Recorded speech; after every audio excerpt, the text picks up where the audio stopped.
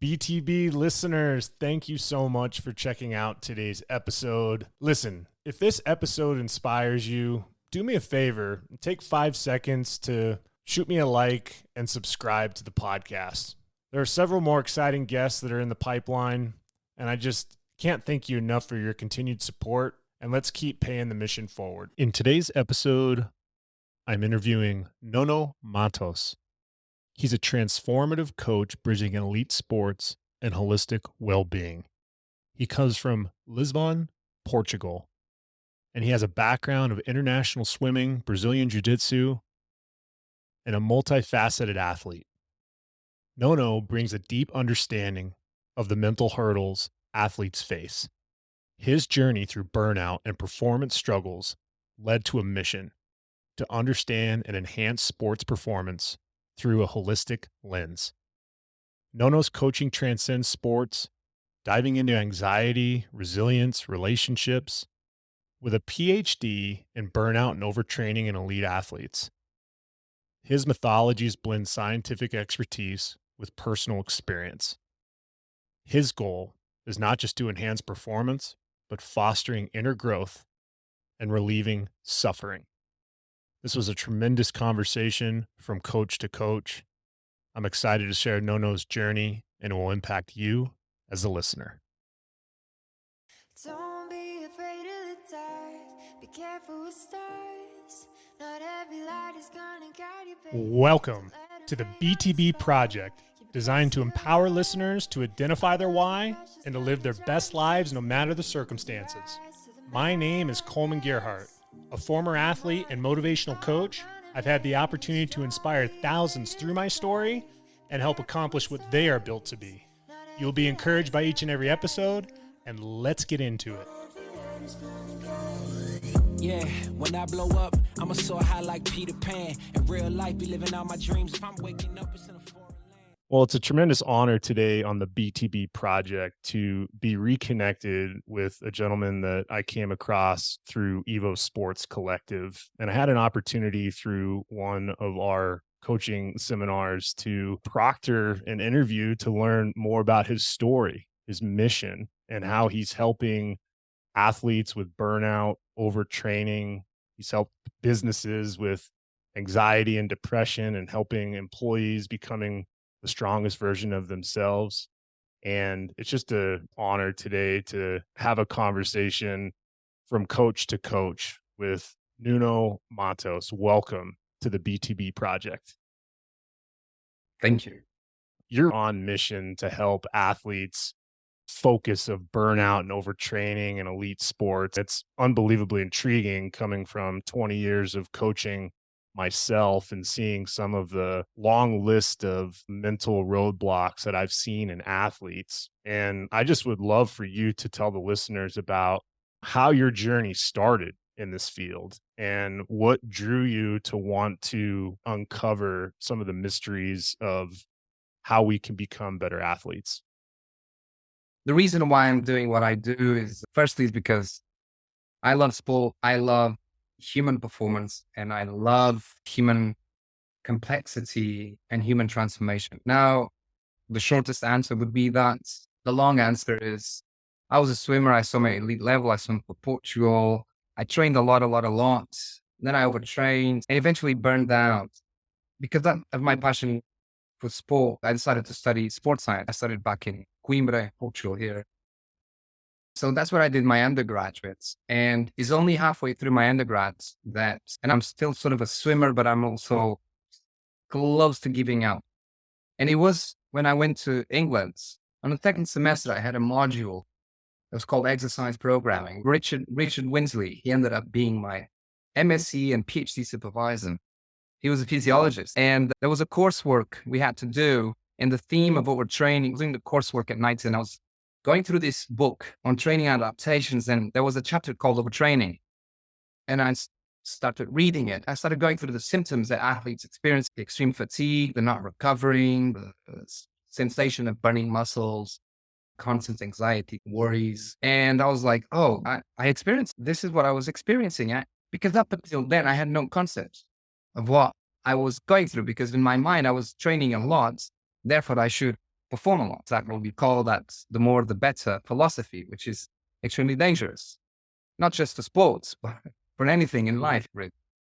But the more the better philosophy is a very common theme in the overtraining arena in sports science. I realized, oh, okay, so this is what happened with me. That's why I wasn't performing. I want to know more about it. So there I sort of made an unconscious decision. I really want to learn. I was very curious. So I really like learning and understanding things. I graduated and quickly went back to England to do my master's, did a lot of physiology work, psychology work. I did my first qualitative modules as well. Then that master's year influenced me to my PhD, where I decided to go and research about overtraining and burnout. So I wanted to find out what had happened with me.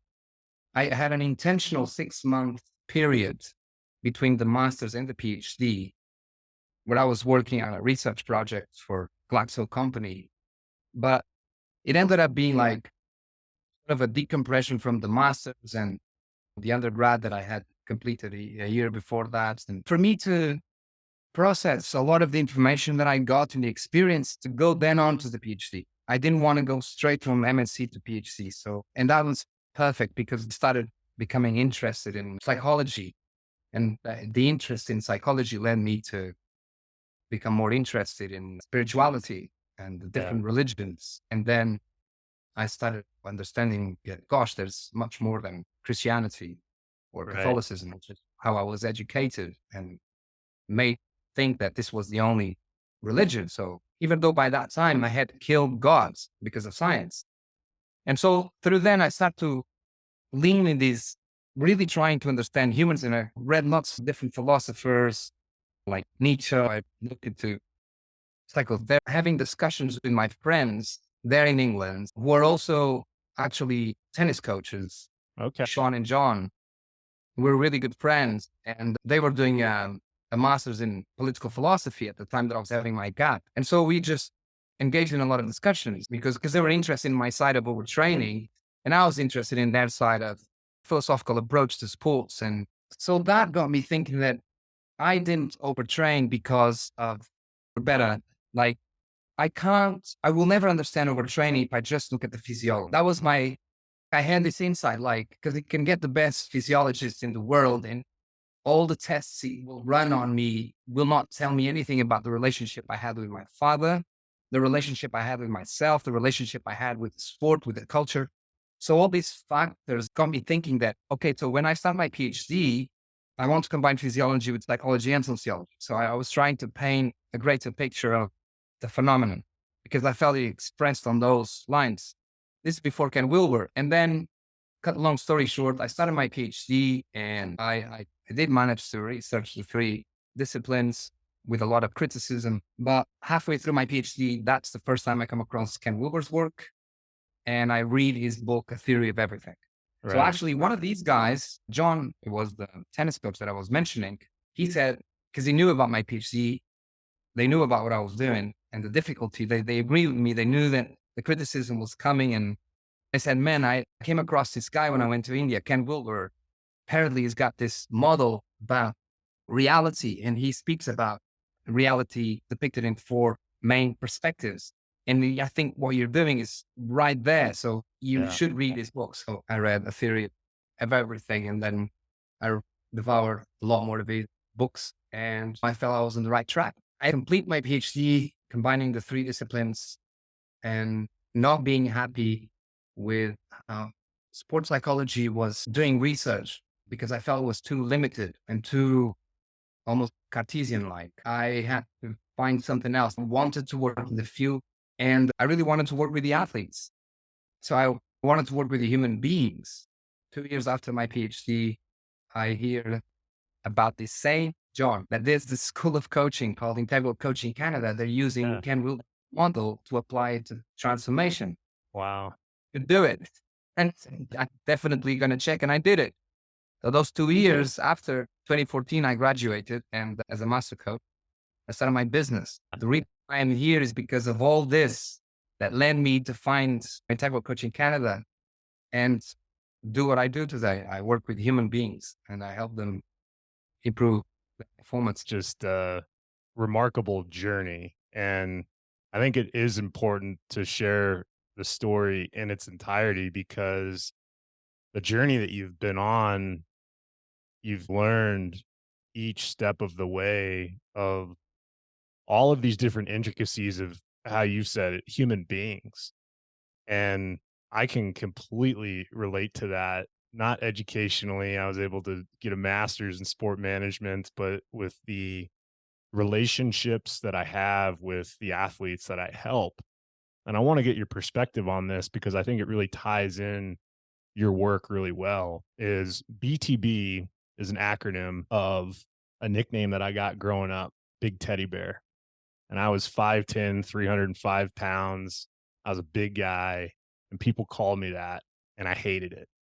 So experiencing that life moment and then fast forwarding to losing 100 pounds in 13 months after high school, walking on and playing Division I college tennis, completely transforming my life, getting out of a really tough family situation and accomplishing the goal that I did of playing college tennis to then becoming a coach. I take that BTB acronym and I create a business called Built to Be Tennis and Fitness. And Built to Be is a question that I ask each and every person that I help before we walk on the court is, what are you built to be? What are you built to become? And hearing the response from that question, I believe aligns what I'm about to experience with what they're capable of physically, but then dialing into what makes them tick, what mentally allows them to be passionate about what they're doing. What are some of the roadblocks or difficult circumstances that they are facing? And this is all a byproduct, to your point and your journey, to how I was able to learn by fire, learn by example in my own situation, to then taking all of these different pieces and becoming what I would call a holistic coach. So, with all of that said, with the coaching methodologies that you've learned, the science behind it, the spirituality behind it, based off of all your past experiences, I'd love for you to share an example of maybe one of the first times where all of that came together for you and you helped somebody and they were like, wow, you really showed me how important it is to bring all of these aspects together. Hmm. That's a great question. I love BTB, what it means as well. So wanted to acknowledge I'm that. gonna get you. I'm gonna send you out a T-shirt here soon. I got my logo Thank going you. with my teddy bear logo, and it's funny because a lot of people ask me all the time, "What is BTB? Like, what is it?"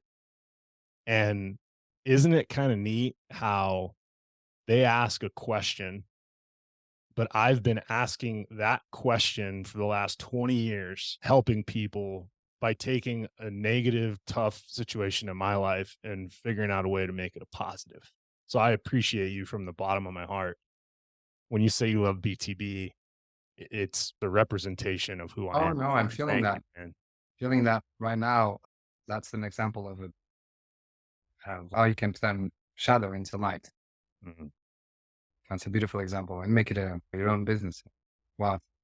Obviously, my coaching programs these days are much more impactful than when I started because obviously didn't have the same training as it keep hours and hours accumulating. I must have overcome now 2,500 hours now, 10 years of coaching. That's many hours of coaching human beings and holding just a huge variety of topics and holding all the suffering of these human beings and trying to act as an instrument for change where I sort of I don't tell them how to think, I don't tell them how to act, I don't tell them you shouldn't have done that, you should think like this, or which is much more the approach that sports psychology or psychology does take. Why don't you explore doing something like this and see how that works for you?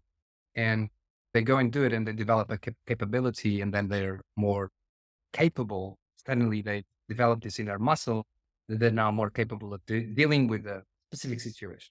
Right. And so these days, my coaching programs do impact in such profound ways the lives of these athletes. I suppose my answer would be giving you, how does it feel when I see the transformation happening, and it's so meaningful for the client. Is that moment for you more special and meaningful in your life than anything you ever accomplished as an athlete yourself? That's a great question. I think it's much more meaningful, yeah, because it really touches me deep, the privilege and the blessing I have to be doing what I do in such ways that it causes this positive impact. Right. And that moment that you had, I mean, going back to 16 years old, where you experienced burnout for the first time as a swimmer, do you have opportunities now with what you've done with all of those hours of helping athletes to where maybe you run into a 16-year-old where they're experiencing that same trend? And because of your journey, because of your commitment to understand human beings, that you can almost stop them in their tracks and help them with their transformation to accomplish their goals. Yeah, this happens quite often because I also work with adolescents. I work from 12 years on up until adults. And yeah, oftentimes I will get some cases of athletes that very similar stories to my story, where the father used to put pressure, the coach was putting pressure, the culture was toxic. It's not different from these days. It's not, and I don't want to say that all parents put pressure, and my dad was doing the best he knew, even though the ways he did it were not the best ways. And I'm completely at peace. I did my own work and therapeutical work, come to the understanding that dad, the way he dealt with me, due to his huge love for me. But the problem is that this is even more ingrained than 20 years ago. And now it's got more toxic. Even though we're having more and more people, specialists, or people who are capable of dealing with these types of situations, it's the situation, I think it's worse. And so in that way, like it's going back to that deep privilege of knowing that this kid was sort of me Yeah. 20 years ago. And he has this amazing opportunity to have help, to have some type of like a profound support for what he's going through. And he's going to feel like super supported, and it's going to transform, and it will be so great for him. Like I have athletes that I coached back in 2016, 17 that text me saying, I will never forget the work we've done because it has changed my life profoundly. Or one has just became world champion now in PJJ. And he sent me, this would have never been possible would I not gone through you. And so I know like all these years are passing, and they can look back and see the deep transformation, because and they speak more to the human side. That was a part that they don't speak to the performances, Right. right? They speak more like to how their human side was somehow honored and maybe wasn't me. And I love how, as we're talking about coaching and performance and how it's led to the human element of our passions, our journeys, very powerful. I appreciate you sharing about your dad. I had a mom that was an addict. I took her to her first rehab when I was 16. And unfortunately, she lost her life, 4 rehabs, just couldn't kick it. And she passed away when I was 20. I share that because the last interaction I had with my mother, and again, there's a lot of pain and hurt through my relationship with her, but at the end, she was my mom and I loved her. And she told me last words was, go help people. And when she shared that with me, it ignited this, despite the situation, right? And I see this a lot with my athletes, whatever situation they bring, whatever is going on at home, or I work with a lot of high school athletes that are focused on their studies and they're overwhelmed with tests and the social aspects. I mean, social media, we could probably have 9 podcasts just on social media right now and how it's affecting kids. But I just love what you said, where a lot of the people that thank me are thanking me as well from that human element. And I think that's just what makes me tick, is if they win the tournament or go play college tennis, or a few have played on the tour, it's like all of these accomplishments are fantastic. But at the end of the day, it's your impression on people, your impression on changing lives. So as I'm saying that, I know that your holistic approach to how you are developing human beings has inspired them and has changed their lives.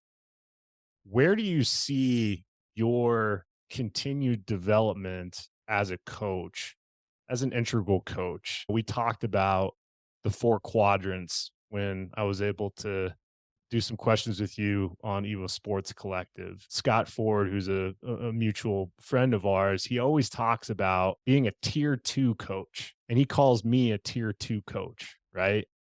And I just want to know, what does it mean to you knowing all the hours you've put into this, all the people you've helped? Like, what's the next level for you, man? Because I believe you're just at the beginning of what you're capable of doing to change people's lives and have a byproduct be their sports performance or their performance at work improves. Wow, such good questions, Coleman. My vision is to coach teams, to evolve from one-on-ones and coach teams. I'm getting closer and closer to football, soccer. And this is not, I like watching football. I'm passionate about it, like playing. I was never like very fond of it. I'm much more like radical sports and etc. But I got my team. I like to watch them, but I'm no longer a supporter like I used to be. I've seen how toxic, again, the sports culture, the football culture is, and how low morals there are in all the different groups of the football. So it's like meaning directors, presidents, coach, athletes themselves, the fans. You see this type of collective behavior that's not acceptable, at least through the lens of high morals, it's not. But you see a lot of behaviors that are accepted and they're very, very negative and bad. They bring a very bad image, a very bad example for the young ones growing up who end up growing up in that type of culture, and then they end up manifesting that culture through those low behaviors. And so because I've never had this relationship with football as like football, like this great sport for me, what I see is that because football moves move the whole world. So like now in the Saudi Arabia now, because Ronaldo went there, and now new top players are going there just for the money, and just, this is going to spread. So it's like football can just move. When I was training to become a master coach, and I was thinking how can I facilitate the most impactful change in the world, and where I thought of football, because football influences so easily. Then if I can work with a team, because I know I'm extrapolating that if my one-on-one work is so, and I've done team coaching work in corporates, Right. I also seen how profoundly impactful that is. I can imagine so if let me do it with the sports team, and I know that when I do it, all the neglected aspects that the sports managers, the directors, the president, no one can deal with it, because it's not they're not capable, they're not trained to do so. It's not their job, because a lot of stuff and a lot of good stuff is being done on the exterior side, on the outside. So like the physical training, the conditioning, the doctors, the physiotherapists, they've got everything. They've got the top technologies to assess tactics, everything. But on the inner side, they're just left in a toxic culture. And this provokes a lot of problems. So my vision is not if, when I work in team sports and in football specifically, there will be the manifestation of dealing with those toxic interiors and transforming them in positive will have to manifest in performance, and will have to manifest in the way they behave humanly. Yes. And people outside will see it. So then a message can be spread, passed out. Because if you have guys like Cristiano Ronaldo and other great players, but they're not necessarily advocating or living off these huge luxurious lives that do not bring them happiness, because they will eventually question their own happiness. And they show examples. It's not that I'm saying that you couldn't have a car. I'm not saying that. just saying how you relate, how the image you pass outside, they could become much more humble. And that could bring a lot more people together. And that could ease the tension between fans. Because if you see the players and opposing teams hugging as opposed to fighting each other, the likelihood that the fans will fight each other is a lot less. So my vision is this: is I need to cause the to transfer the one-on-one impact I'm having to a collective impact. Yeah. And that's so powerful because I do believe one of the biggest challenges that coaches have is having the impact that we're talking about from the one-to-one perspective to translating that to a team and developing a culture. It's very hard to master both. But what you just walked us through in relation to football, some of the epidemics of sport teams, I mean, we see that in the United States in various different aspects.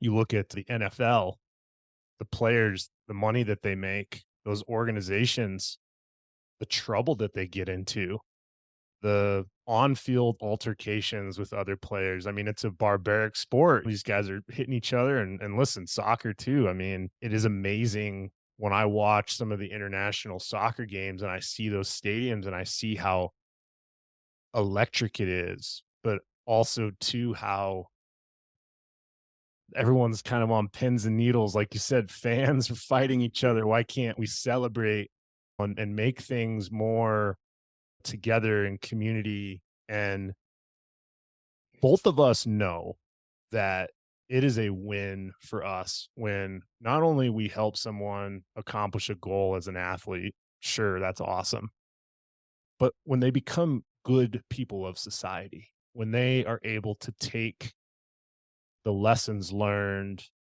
the holistic approach, and implement it in their own life.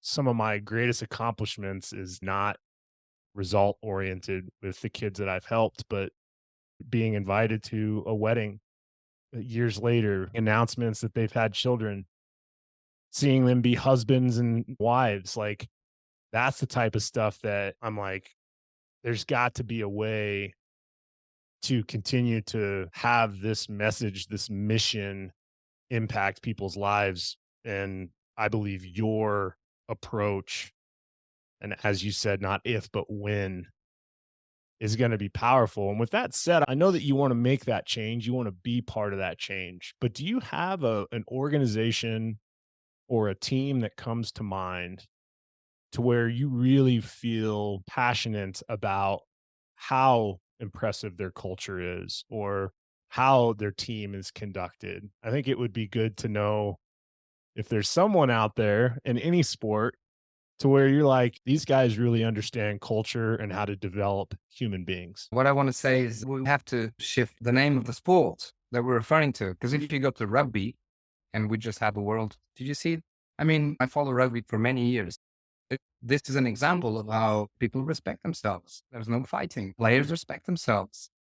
And football has some physicality to it and some needed physicality, but it almost became also a game of glass trying not to break, because any touch or it's enough for a penalty, or you can play in many ways. But like, no one responds to a referee in the rugby match. They can be upset with their decision, but they'll respect it. It's part.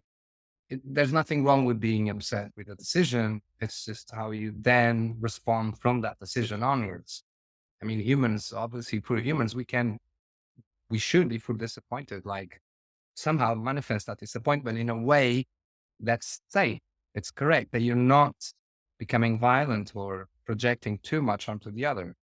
And so rugby gives us that beautiful example of how such a brutal, like, here I wouldn't know the difference between which one is more violent, is the American football or the rugby. Both are extremely violent. The rugby ones are much less protected. So, but I believe the impacts on the American football are greater or more speed, but there's just respect. So there's a lot of respect It's beautiful to see the huge high performances and the level of respect, and the fans are all cheering, and there's no issues. So I love how you said that, because when I think of like a team or a culture to where I've seen it be hit out of the park, where I can see how amazing it is not when competition's happening, it's when tragedy happens. For mm, instance, American football in the NFL a year ago, the Buffalo Bills are playing a football game against the Cincinnati Bengals, and a player gets hit and goes into cardiac arrest, Damar Hamlin, and they're trying to save his life on the field. And as this tragic moment is happening, the stadium is completely silent. The players are all on their knees praying around one another.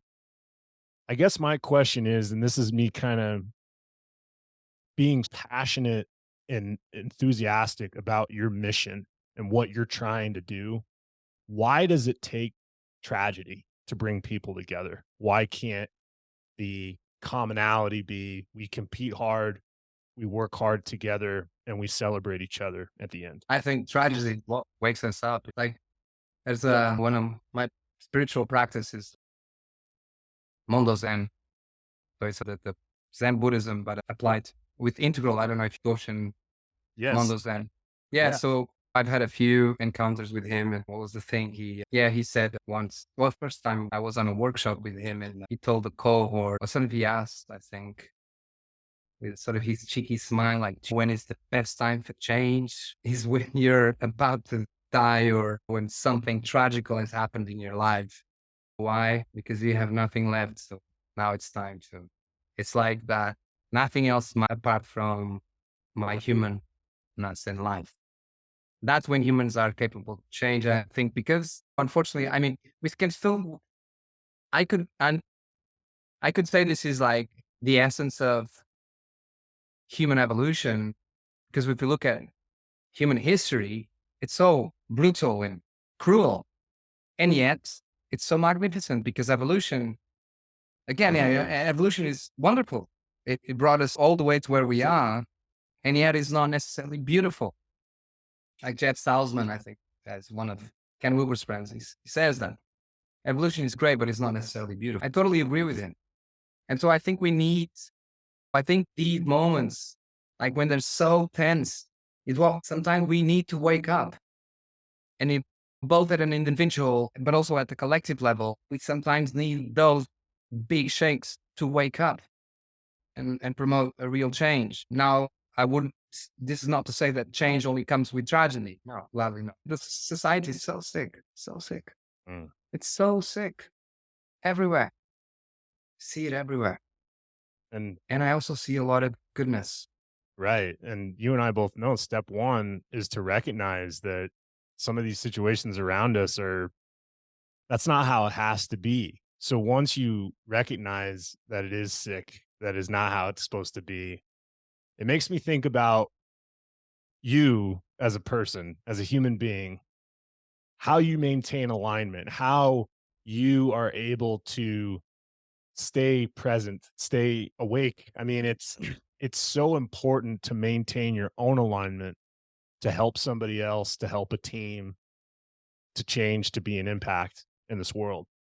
I'd love for you to walk the listeners through, what are you doing for self-practice, self-care? Yeah, I've got my own therapy. I need these moments. I need to be held and not always hold. I've been holding a lot. There's been some tough 2 years of my life where, well, I had to have a surgery to my brain, my head, not my brain, but my head, because I had a condition, a chronic condition. I only came to find out by the age of 40. I was losing my vision. It was pressuring my optical nerve, and I started losing my vision. So that took me to the doctor. It was quite scary. And after the surgery, I felt like I gained 10 years of my life, because I had been living chronically, slowly, like the pressure in my head is just going, since this is a congenital thing that happened when I was in my mom's. Yeah. And only 40 years coming to find this out, and then having the surgery and having a year sort of like post surgery where I've just sort of physically been finding myself at the age of I just turned 43 now, but I feel like I'm 33. You know, Wow. like so blessed, like the physical fitness that came because I had this like, I was really struggling with lots of things and they're all gone. So that's a blessing. And then I had my daughter when she was still before the operation. Things didn't go well, unfortunately, with my ex-partner. And so got us into couples therapy and we didn't survive it. After 9 months, I took the decision to leave because I couldn't spend time with my daughter. And then after I left the house, she didn't let me be with my daughter. So I had to go to court. And through this process, I couldn't be with my daughter. And my dad got very sick a year ago. And he passed away past March with a very aggressive cancer. And then so fighting for my daughter. And also in June in court, the judge establishing with no chance 50-50 alternate guards. That's B. And in August, my life changed because I had my daughter finally every other week. She's with me. So I've been going through this long, difficult process. So to hold all of this, then I started therapy recently and I sit, but I don't sit. Like I meditate, but not as regularly as I want. I do sit quite regularly, but I'm not very disciplined. But I've been sitting for many years now, maybe 15 years. And I run, I gym, I surf. I'm back in training Brazilian Jiu-Jitsu. 10 years after I dropped it. Sports is a big part of my spiritual practice. There's no doubt about that. My relationships are very important. My family, my friends, and my girlfriend, and my daughter. Having a healthy relationship is very, very important. Very, very good network of friends is very important. Having your own spiritual and inner practice very important. Having your own body practice is very important. And then having a plan and a system and a structure that supports you to manifesting whatever you want. What I do is a combination of different practices. And I don't know if you noticed, but I cover the 4 quadrants right there. So Ken Wilber calls it an integral ILP, an integral life practice.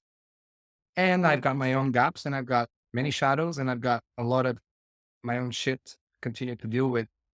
And I'm not scared to say it or ashamed to say it. And it's amazing how, as I continue to face my own shit, I stop myself more and more from judging others harshly. Yeah, I think what you said about going from holding Being held. to being held, that is something that I can absolutely resonate with. And this podcast, my goal is to have 100 episodes by the end of 2023. I started it in January. So in 11 months, I have 77 episodes so far, and I'm going to make a push in December. This all started because I got laid off from a job, and I've been thinking about doing a podcast for 13 years. And when I got laid off, I was really mad, to be honest. And I needed to focus on my self-care, self-help. And I've been able to do that through storytelling. And I wanted to share my story. And so I started doing that. And then the people that I've come across in my coaching life, they heard my story, knew my story, and they're like, hey, I want to share my story. And then here we are, all sharing stories, to your point, to say that, hey, there's still tough days. There's still difficult circumstances that we deal with personally. But as we continue to find alignment, to find hope, to find courage, you're able to resonate that posture, that energy to others. And it's very powerful what you just shared, because I think it's important, going all the way back to overtraining, to holding in. Like, I was very stubborn with my training, and my body's paid the price for it, to some of these things that you now faced later in your life with the health concerns, your daughter, adversity. There's so many different things. There's so many different layers to this. With that said, no, I want to ask you a question. I want you to go back to 16 years old. You're 43 now. 43-year-old No. being able to go sit down next to that 16-year-old swimmer that's overtraining, that has dad just absolutely given love, but tough love, right? And you get to have a conversation with your 16-year-old self. You've learned a lot on your journey. And I just would absolutely love to hear, what advice would you give your 16-year-old self, knowing what you know now? Oh, beautiful. Thank you. What a moment. Wise. Yeah. I suppose it would be important for you to learn more about who you are, how you experience swimming, how you experience yourself, how you experience shame. I'll tell him there's this quick practice that helps you look into yourself. So also tell him that the more the better, maybe is not good. And also ask him, why is swimming so important for you? Mm. Really, why? Why? Because you put so much at stake. Why is it so important? It's beautiful, because every question that you asked was more of a posture of helping someone to be held, rather than for them to hold onto what they're holding on to. And that's Mm. not by accident.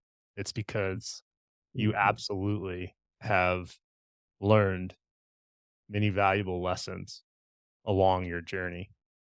And what I would love for you to do as we wind down is, I'm going to leave links in the podcast notes to your website, how people can get in touch with you, how we can support you in your mission, Nono, and to continue to have this amazing movement. I'm going to call it a movement of impacting human beings. It is the movement. Yeah, where Yeah. can we find you, and how can we support you? Follow me on Instagram. Check my reels. They're pretty cool. And share them around. I mean, I've got a lot of people who are following me who are non-athletes, or at least they're not competing, or their parents and whatever. And they message me saying, man, it's incredible because you speak to the athlete, but I see myself there. That's because my narrative is very human related. So I'm speaking about the athlete's performance, but life is there. Life's happening. So that's what you definitely support and tell people about me. Tell them to come work with me. Yeah. Tell them they're going to have a ride of their lives, sitting just like that, having the ride of their lives. Well said. Nuno Matos, I cannot thank you enough for your heart, for your transparency, for the lives that you're impacting, for the mission ahead of impacting groups of human beings, instead of just the one-to-one human being experience that we got to experience today. So thank you for joining me on the BTB project. Thank you for inviting me. It's been an absolute pleasure.